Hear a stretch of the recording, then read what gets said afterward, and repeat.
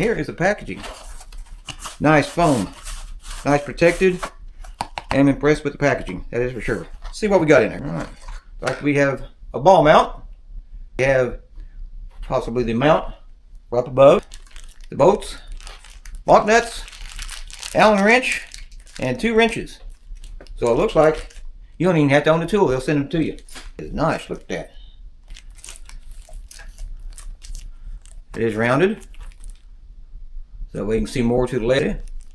That is nice. All right, we're gonna get going and try to get this thing installed, and we'll bring you along, and hopefully it won't be too bad.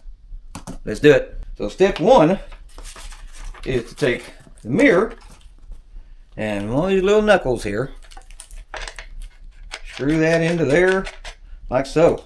Step 2 is to take this and the one with the nut on it.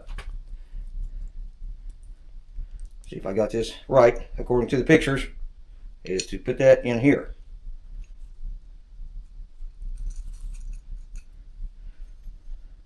Alright, that's it.